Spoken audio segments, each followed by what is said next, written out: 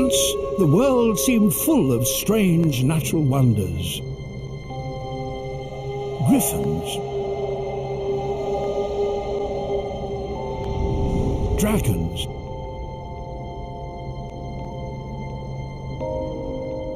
unicorns, human-headed beasts. But few more strange than mysterious plants that ate people. In the 19th century, explorers described Yataveo tree from Madagascar. They said it had tentacles like great green serpents with the savage tenacity of anacondas. Of course, the Yataveo tree was only Victorian fiction, but like all good fiction, it contained a germ of truth.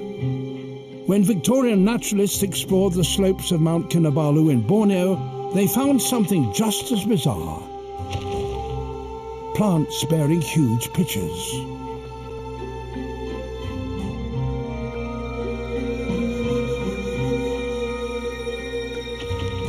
And one of these contained the partially digested body of a rat.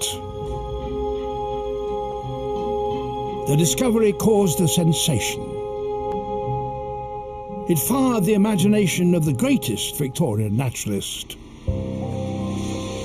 Charles Darwin. Through painstaking experiments, he showed that many kinds of plants trapped and killed insects and then digested their bodies. And they did this with methods as macabre as any dreamed up in Victorian fiction.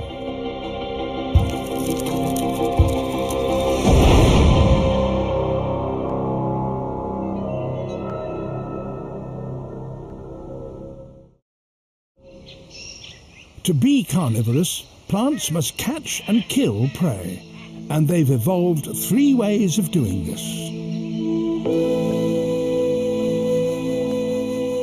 Many work like flypaper, covered in sticky blobs that simply glue insects to their leaves.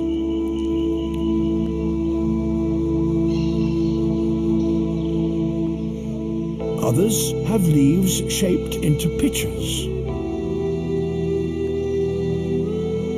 The pitchers are full of liquid which drowns and digests trapped insects.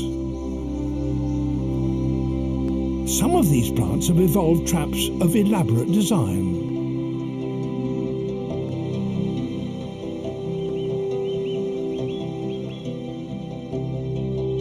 The third method, snap traps.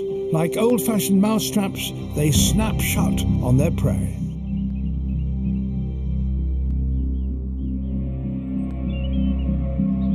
When first discovered, these plants caused uproar. Do plants really catch and kill insects?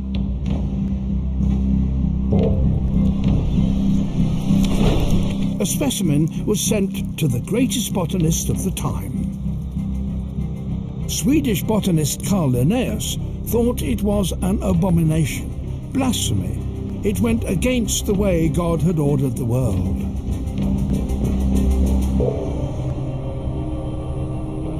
Linnaeus created the system of classifying all living things that we still use today.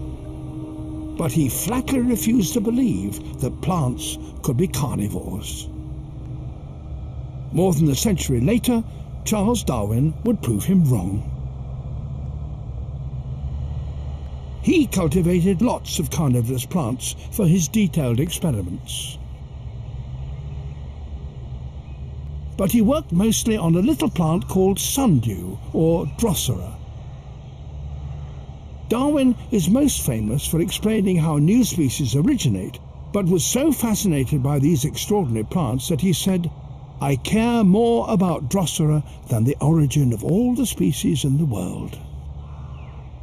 The sundew is one of the sticky flypaper traps. It gets its name from the tiny droplets of sticky liquid, a kind of mucus, on the end of stalks on its leaves.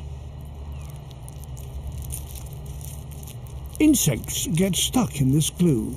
but at the time most people thought this was just an accident. Darwin showed it was far more sinister than this. His results both astounded and frightened him. He put different substances on the leaves. Milk,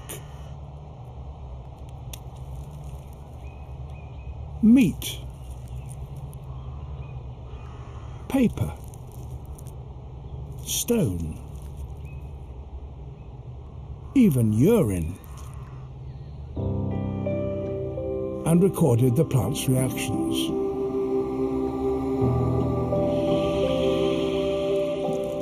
Milk caused the tentacles to fold over.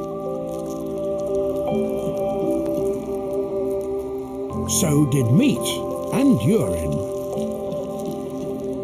But the plant didn't react to stone or paper. Darwin showed that any substance containing nitrogen triggered a reaction. He also found that the plant absorbed these nutrients through its leaves. It was a real carnivore, like an animal. But why have some plants turned carnivorous? Most of them live in places like this: bogs, swamps or marshes, with soils poor in nutrients like nitrogen. Yet there's plenty of nitrogen here. It's just walking around on 6 legs. All the plant has to do is catch and kill bugs, and it has plenty of fertilizer.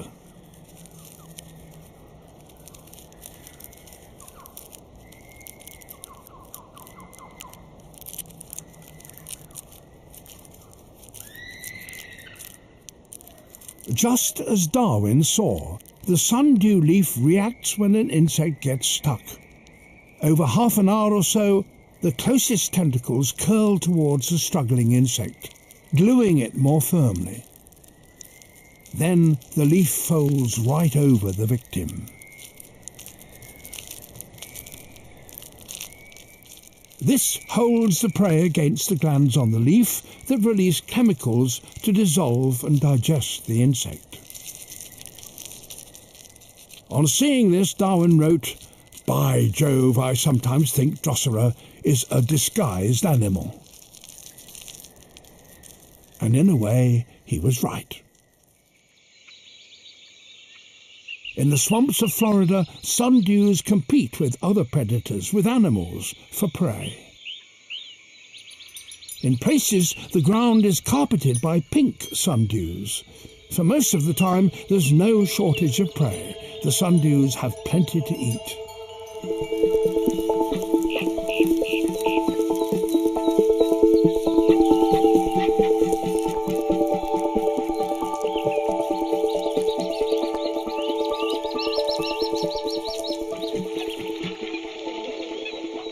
But the plants have competition. A wolf spider.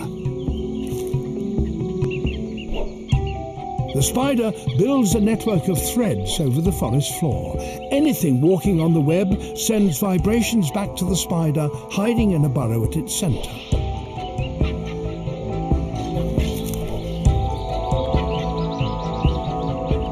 The attack is lightning fast.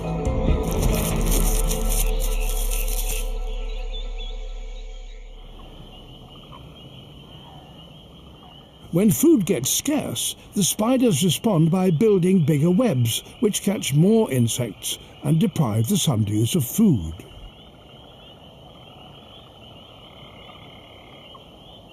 And the plants face competition from other creatures.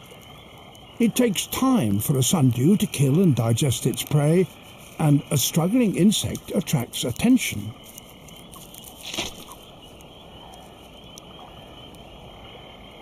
An oak toad. They're common in these wet forests and often steal prey from sundews.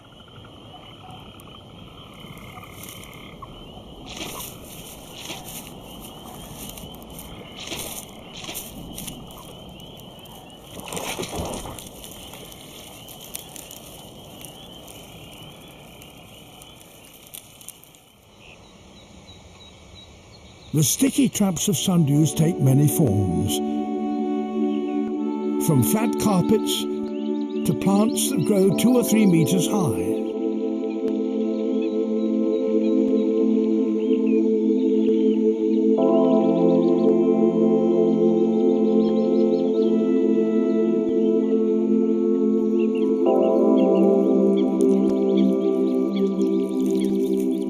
Sticky traps work so well that other kinds of plants have evolved similar techniques. This is Rorigula, which grows in just a few places in South Africa. Like a sundew, it's covered in sticky blobs, though unlike sundews, these blobs are a type of resin. They're much stickier than the sundew's mucus blobs and trap bigger and stronger insects. But Rorigula has no digestive glands on its leaves, so how does it digest its prey? It needs help from this, a tiny bug called Pamaridia. Pamaridia spends its whole life on a Rorigula plant. The bug has a non-stick wax coating, so it can walk round this forest of superglue without getting stuck. Pamaridia is a predator, and there are hundreds of them on a big plant, more than enough to process all the insects Rorigula can trap.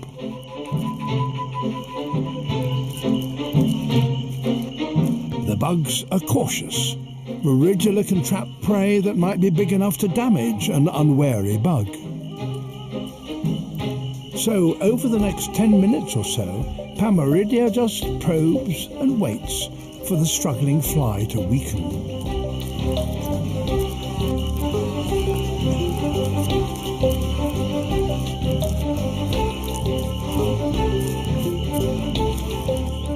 Now, younger bugs emerge from the sticky forest, waiting for the feast. At first, the bugs won't tolerate each other, and fights break out.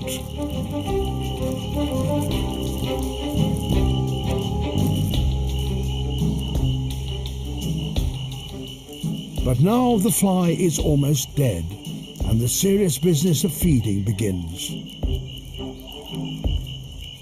Pamaridia has a sharp proboscis, like a hypodermic needle, that it stabs into the dying fly to suck out its juices. Even newly hatched bugs join the feeding frenzy.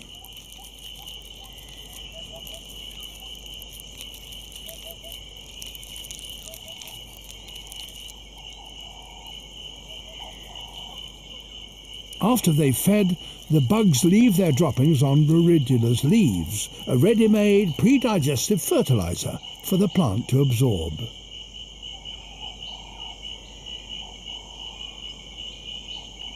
Rorigula and Pamaridia have evolved a close symbiotic bond. Without the bugs, Rorigula can't be a carnivorous plant, and Pamaridia bugs are only found among these sticky branches. Sticky leaves provide all the nutrients these plants need to survive in wet forests and swamps. But one plant has taken this further. In the wild, it only lives in a small patch of wet pine forest in North Carolina. The Venus flytrap. It evolved from the sticky trap of a sundew. That slow curl of the sundew leaf is transformed into a reaction so quick it can trap an insect. Darwin was sent specimens which he grew in his greenhouse to study in detail.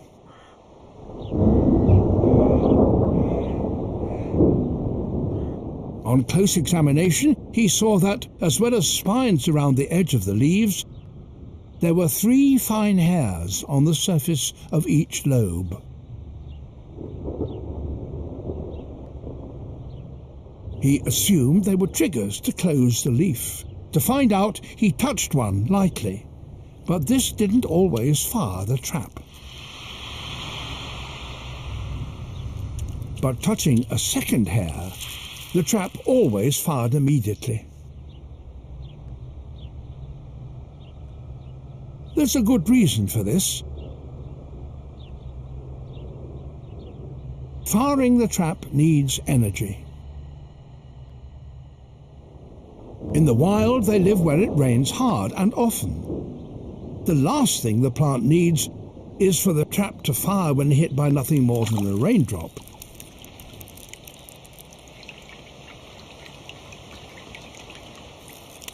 If two hares must be touched, it's less likely that the trap will fire by accident.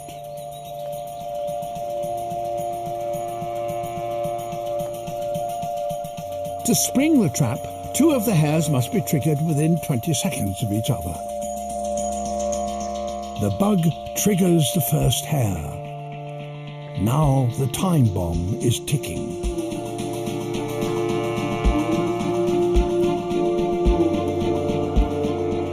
Just one more touch. There. And the trap snaps shut. Insects have fast reactions, but the fly trap is even faster. Slowing down the action 80 times shows the trap closing in around a third of a second.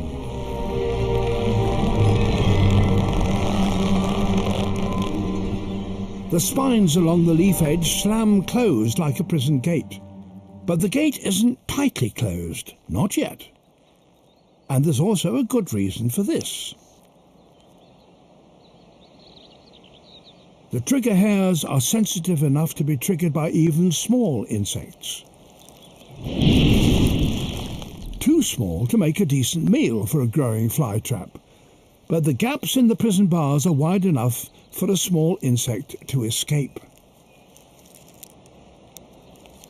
And over the next few days, with nothing to keep touching the hares, the trap is reset. But more substantial meals are locked in, and this struggling continues to stimulate the leaf hares. Over a few hours, the sides of the trap squeeze together and cells on the inside release chemicals to kill and digest the insect.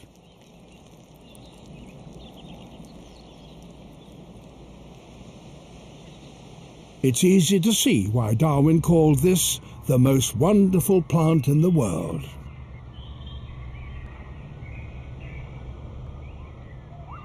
The familiar fly trap has a lesser-known relative, an aquatic fly trap, the waterwheel plant. It gets its name from the spoke-like arrangement of branches, but the paddles on this waterwheel are lethal traps. Each trap is fringed with sensitive trigger hairs. The traps are only a few millimeters long and work just like the fly trap. But the waterwheel plant targets tiny creatures like seed shrimps and copypods.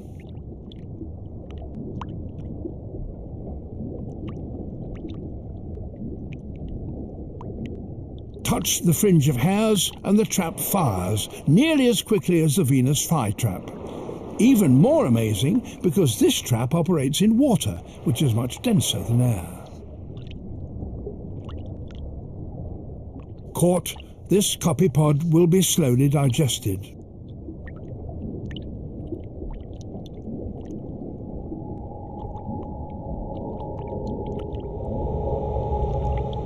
Darwin's studies of sticky traps and snap traps proved that these plants were true carnivores. But there's a third way to trap insects, and Darwin was less sure about these.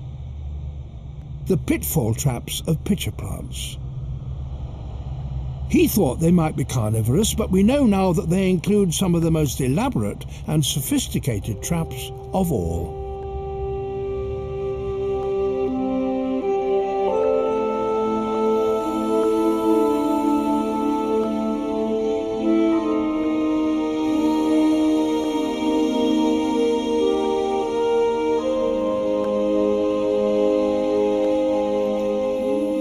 Pitchers evolved separately several times.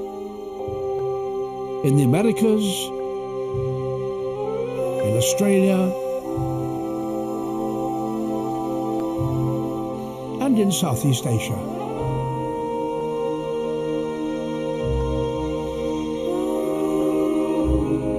They're all beautiful, but it's a deadly beauty, hiding fiendish devices to attract and kill the unwary.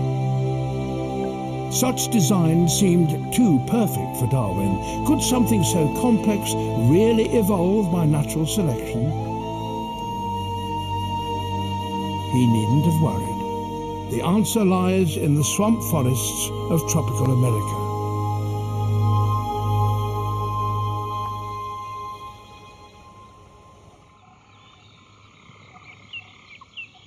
The trees here are laden with bromeliads, relatives of the pineapple. Many grow as epiphytes, clinging to the branches and trunks of trees, high off the ground, where they're bathed in sunlight. But with their roots dangling so high in the air, they can't absorb water and nutrients from the soil, like normal plants. Instead, their leaves form a well at the centre of the plant, which fills with water when it rains.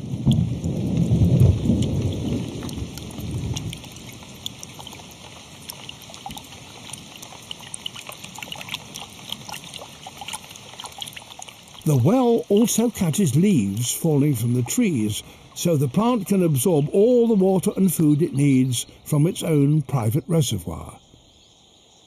Or not so private. Many creatures see bromeliad wells as miniature ponds. In South America, poison dart frogs search from plant to plant, looking for a well not yet claimed by anyone else. A safe place to rear tadpoles.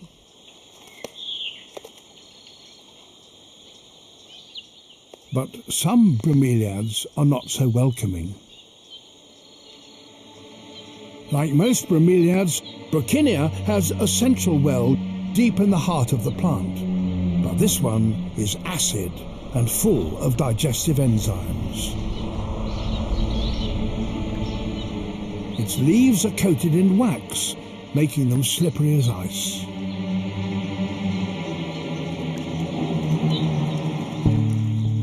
Ants exploring these leaves can't get a grip, slipping and sliding towards the deadly pit, where they'll be digested and turned into plant food.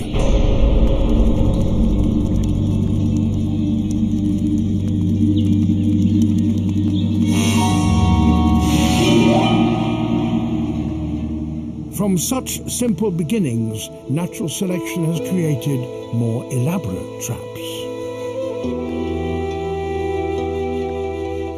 Several of the most elegant are hidden in remote areas of swampy pine forest in the southeast of the United States. The Sarracenia pitchers.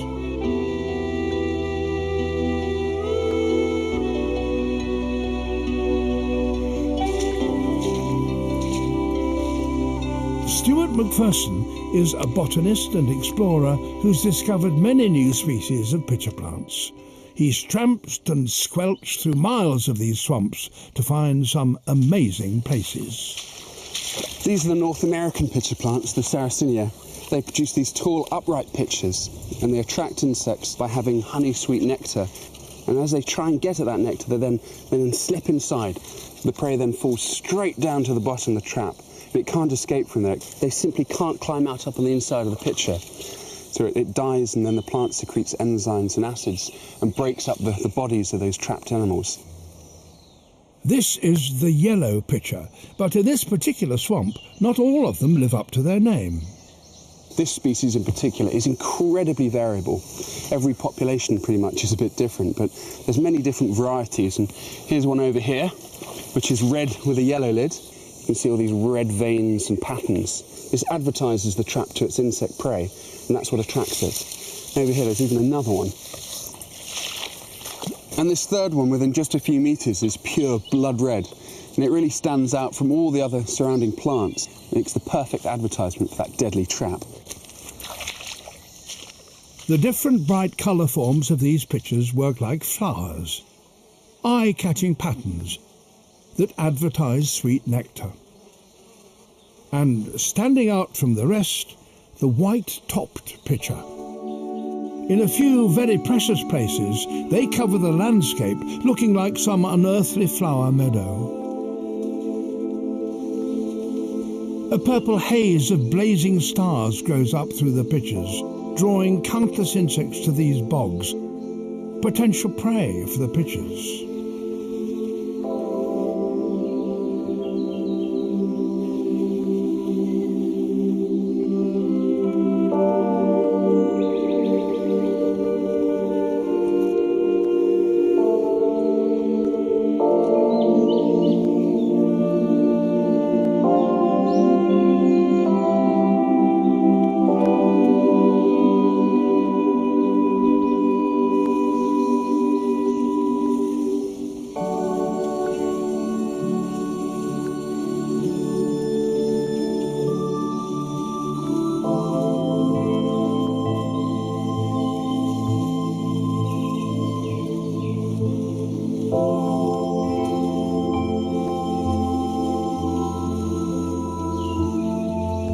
Beads of tempting sweet nectar stand out on the underside of the lip, which is also covered in fine downward pointing hairs that make it hard for an insect to keep its footing.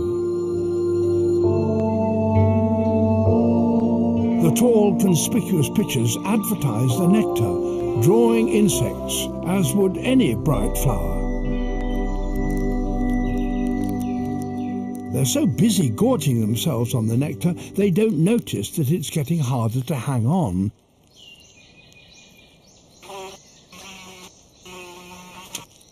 The slippery sides of the pitcher mean there's no escape, as the plant secretes digestive enzymes to slowly dissolve its victim. The meal more than repays the costs of making all that sweet nectar, but sometimes the effort is wasted. The sweet droplets are stolen by swallowtail butterflies, far too big to fall into the trap. And many pitchers have a resident green lynx spider waiting to snatch smaller prey before they're caught by the plant. There are 8 or so different kinds of Sarracenia pitchers, growing mostly in the warm and humid southeast corner of the United States. But this, the purple pitcher, grows all the way up into Canada. The purple pitcher is unusual for another reason. It doesn't produce enzymes to digest its prey. Yet it's still a carnivore. Its lid produces nectar and is clothed in downward pointing hairs. It's just as lethal and efficient as its relatives. But like Roridula, the purple pitcher relies on help to digest its prey. Trapped insects drown and sink to the bottom, where the snake-like larvae of a mosquito called Metrionemus chew and shred the bodies, releasing small particles into the water. Floating above Metrionemus are other mosquito larvae, Wyomia. These have mouthparts like brushes that create strong currents of water, drawing in the small particles.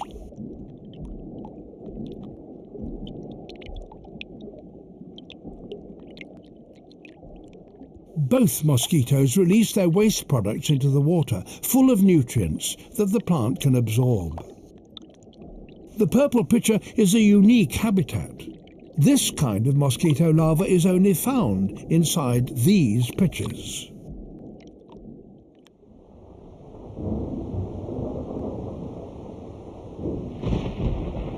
All North American pitcher plants live in wet places, and sometimes that can be a problem. Heavy storms are common here during the summer.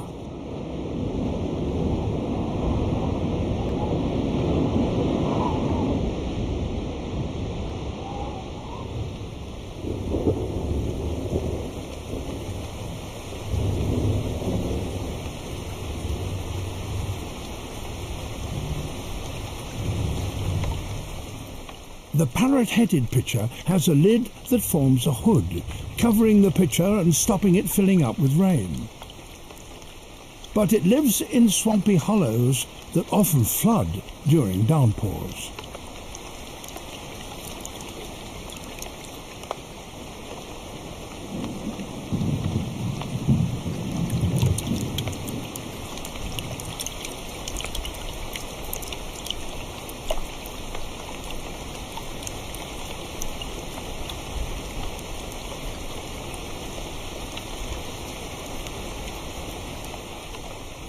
Its hood can't stop it being completely submerged, but this doesn't mean it can't catch prey.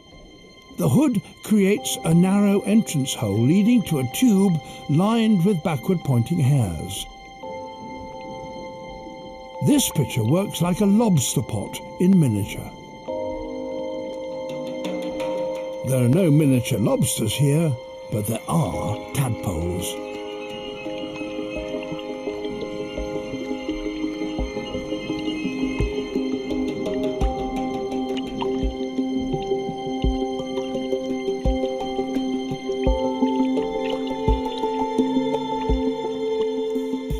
They graze on the surface of the pitcher, but if they enter the trap, they can't back out. The only way is onward to the bottom of the pitcher.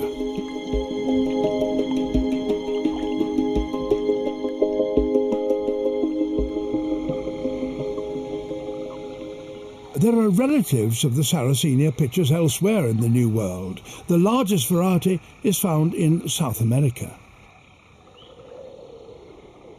But to find them means climbing to the tops of vast blocks of ancient sandstone, rising thousands of meters into the air above the jungles of Venezuela, Brazil and Guyana. These isolated mountains are called tepuy, a local word meaning house of the gods. The tops of the tepuys are flat plateaus, lost worlds high above the rainforest. This is the only home of the sun pitchers.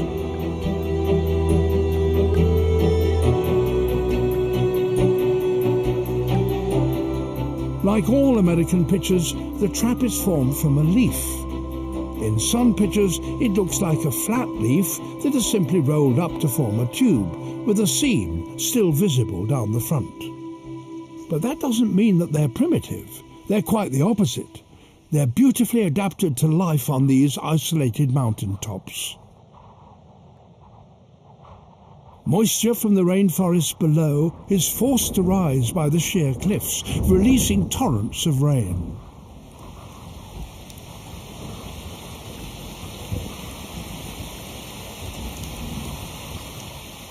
It rains nearly all the time up here, giving the sun pitchers a problem.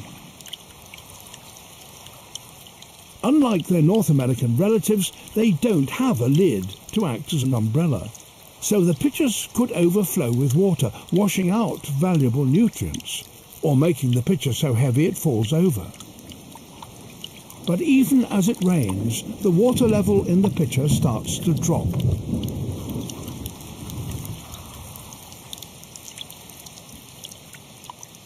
The seam down the pitcher hides a small hole that drains water into a flat channel.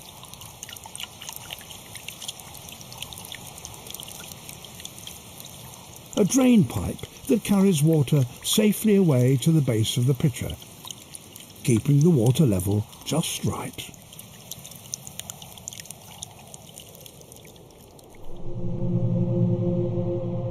One other kind of pitcher has evolved in the Americas. It lives in the mountains of California and Oregon, where it grows to nearly a meter tall. The cobra lily.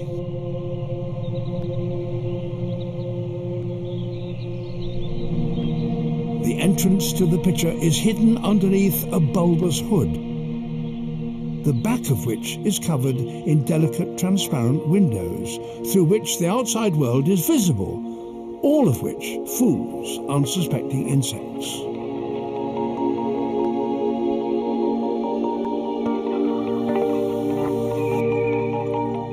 A fly can sense sweet nectar on the entrance rim and on the back of the hood. Too tempting to resist.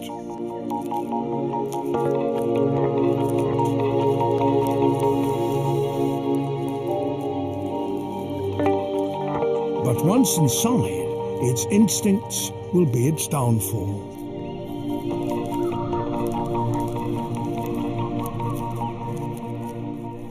Finished feeding, it tries to fly towards the light, only to find its way blocked by a very slippery surface.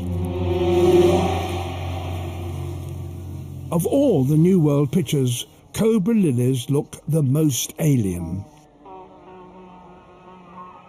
But in the Old World, a different group of plants has evolved pitchers, of astonishingly elaborate designs. The rainforests of Southeast Asia, home to the Nepenthes pitchers.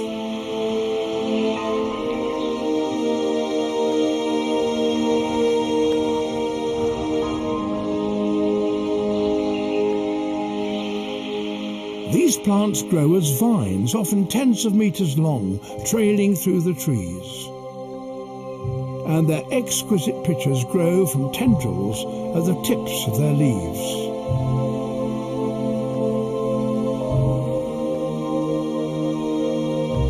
There are around 130 different kinds of Nepenthes pitchers. Their diversity is amazing.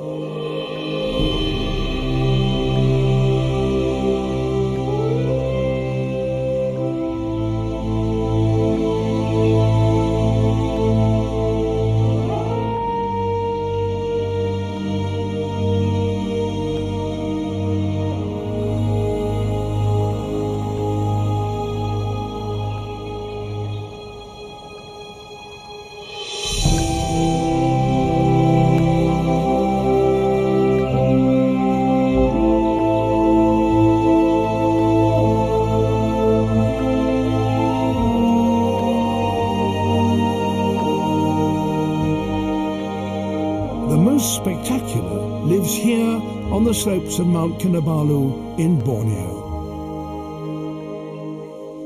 A mountain climbed many times by Stuart Macpherson in his search for new kinds of carnivorous plants.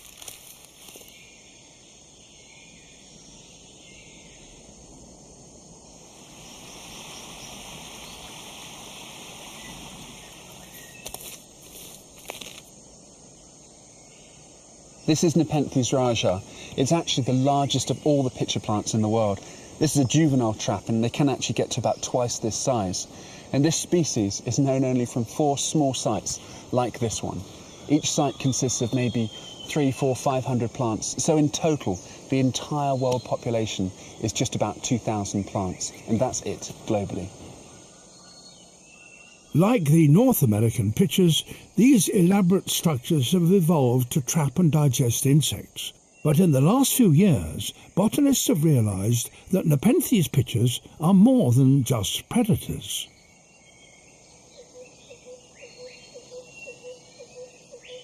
This is the fanged pitcher, named for 2 snake-like fangs projecting down beneath the lid. The fangs produce nectar to attract insects, which then slide off the pointed tips into the pitcher's digestive juices. But there are also insects living in the pitcher, a species of ant. They have no problem walking on the slippery walls and help themselves to the plant's prey.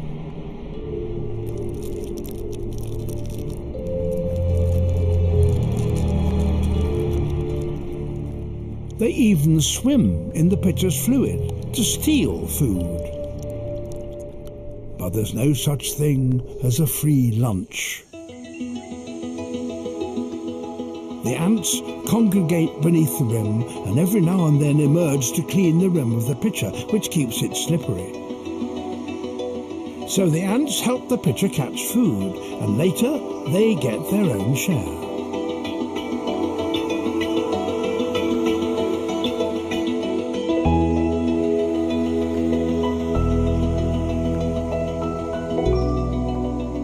In return, the pitcher provides the ants with a home, a hollow loop in its stem. The ants chew an entrance hole and build their nests inside.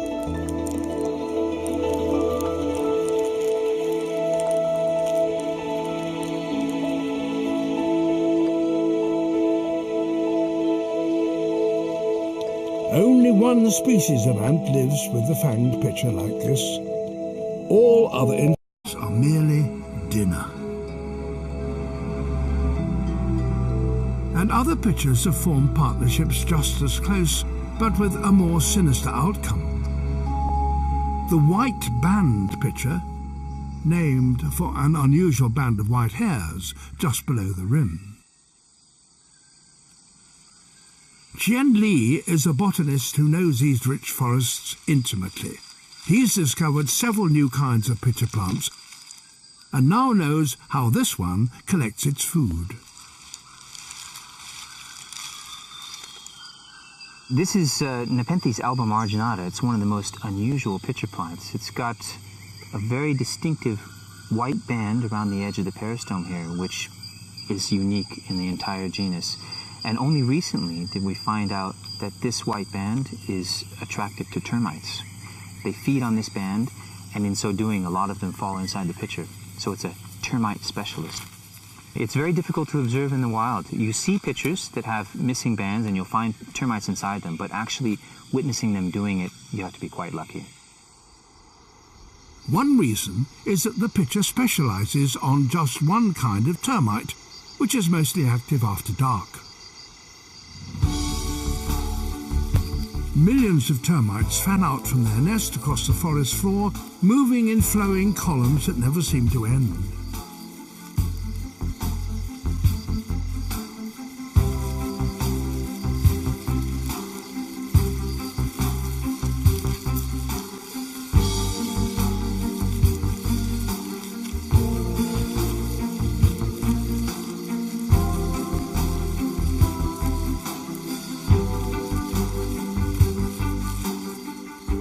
If a scout finds a white band pitcher, it recruits other workers and they crawl up the side of the pitcher.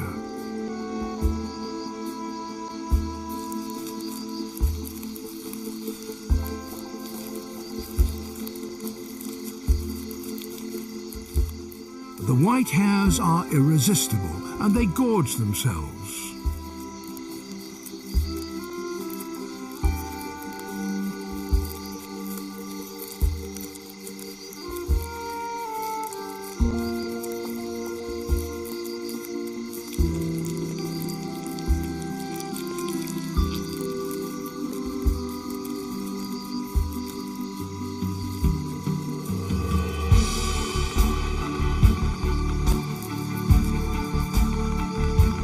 As more termites swarm onto the pitcher, the first arrivals get pushed towards the slippery rim of the pitcher.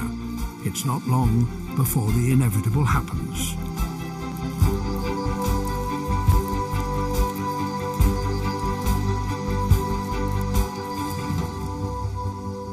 It's purely chance if termites find a white band pitcher, so not all pitchers have a successful night, but it's not hard to spot the ones that have feasted well.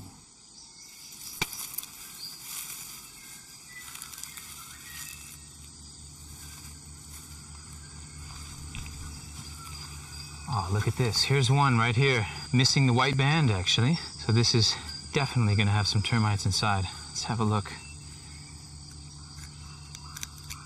Look at that. There's hundreds of drowned termites inside. These look like that they've been already partially digested by the plant. It's a hearty meal for this pitcher plant.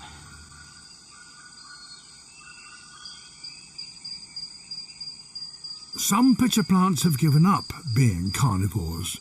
They've turned vegetarian.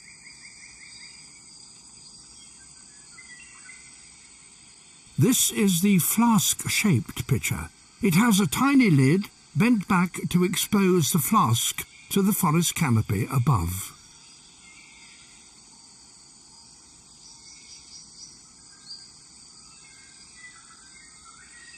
The gaping mouths of the flask have evolved to catch leaves and twigs that drop from the trees above.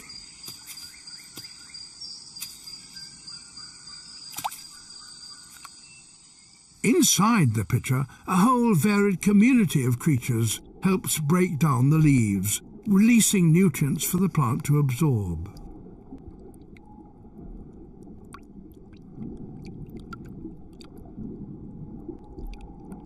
Different kinds of mosquito larvae, even tadpoles.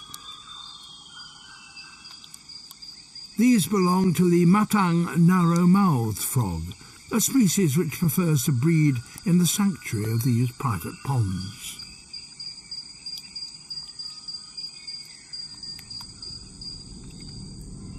But it's not entirely safe here.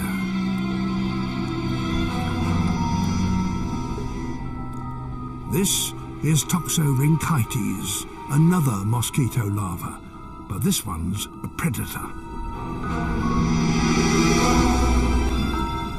It devours other mosquito larvae.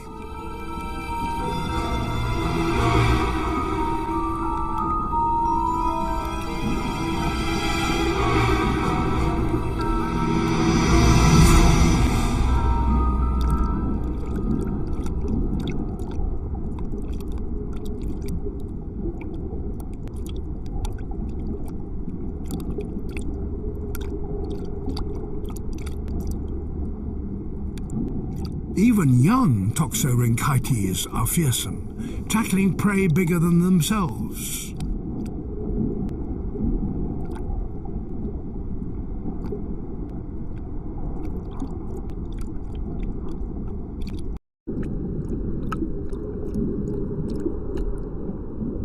It only takes a few minutes for Toxorhynchites to eat its way through an entire mosquito larva.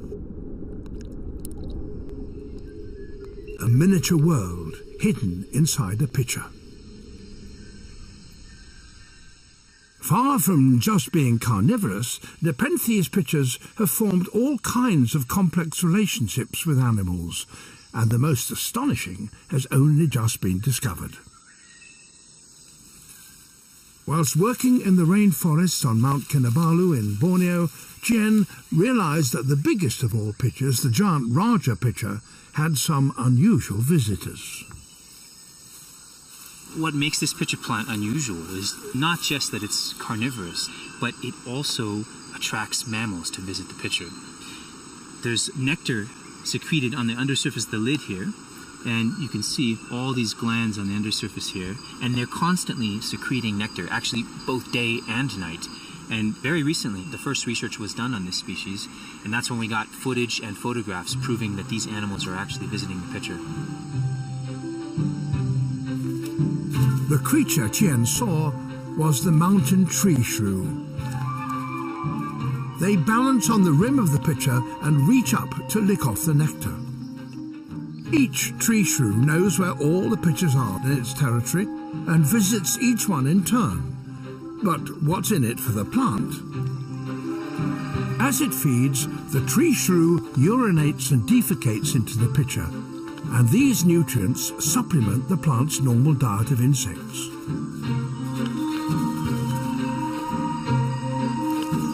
Tree shrews are only active during the day, but nightfall doesn't mean an end to the Raja pitcher's supply of fertilizer. After dark, it continues to produce nectar, which now feeds the summit rat.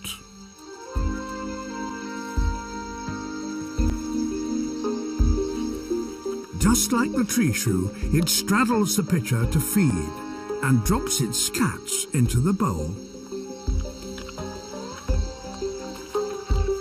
These pitchers are enormous, and summit rats are small. If it slips, it will end up trapped inside the pitcher, where it will become the plant's next meal.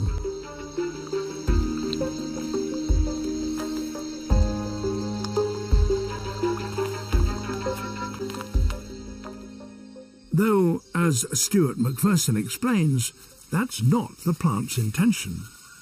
The truth of the matter is, though, that it's not quite as dramatic as that. The plants didn't evolve to catch vertebrates.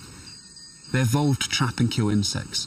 It's just under certain circumstances, the same bait also attracts larger prey. And mainly through accident, they just simply slip inside. And in the very biggest of pitchers, the traps are so big that the vertebrates, like rodents and mammals, they just can't climb up and so drown and are digested within the plant. And in some cases, you can even find skeletons within the pitchers. So that original discovery of a dead rat on the slopes of Mount Kinabalu was probably an accident, but a happy one, at least for our understanding of carnivorous plants. It caused a sensation and inspired Charles Darwin to reveal the remarkable lives of these plants. Times have hardly changed. Recently, Stewart made a similar discovery, a rat trapped in a giant pitcher. He took this photograph and it caused just as much of a sensation. I was really amazed and surprised because this image went viral. It went on newspapers all around the globe and on websites, and it really goes to show that people really are fascinated by these plants capturing and killing animals, just like back in the Victorian days when that first report and discovery was made.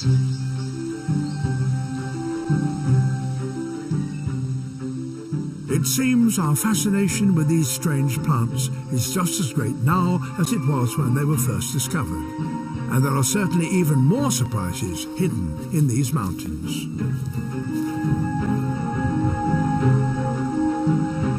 I've climbed about 200 or so mountains in search of new species and found about a dozen or so over the last few years. But there are literally hundreds and hundreds more mountains still to be explored. So there must be dozens and dozens more species awaiting discovery. It's also these incredibly complex relationships with different animals and other organisms that we're only beginning to understand. So it's an incredible chapter of new exploration.